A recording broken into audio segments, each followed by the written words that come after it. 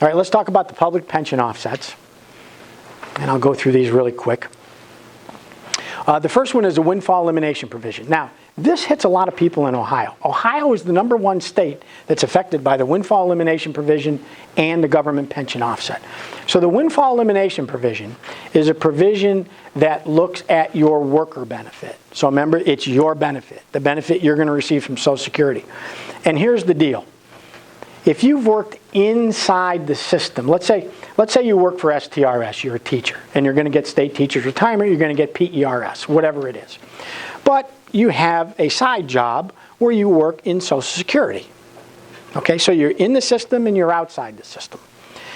When you go to apply for Social Security benefits, let me tell you the way, I told you they use 35 years, but the way they calculate the benefit, a person that is a low earner gets a higher percentage benefit than someone that makes a lot of money.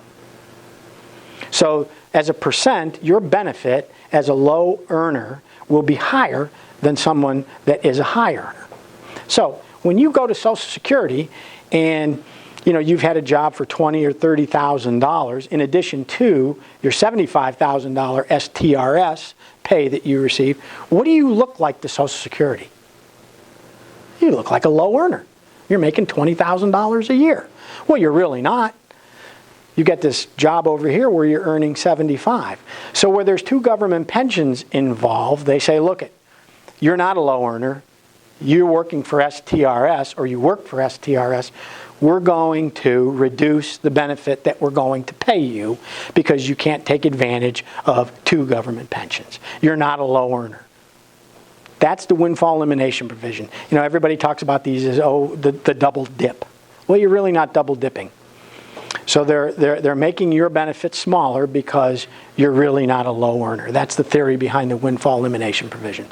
The other thing that I'd like to point out is, let's say this person is working at $20,000 a year. If they have not worked in the Social Security system for 20 years, if they've worked 20 years or less, it's the maximum reduction. The maximum reduction is $442.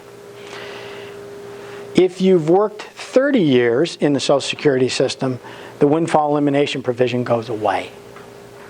So between 20 and 30, that $442, that reduction goes down.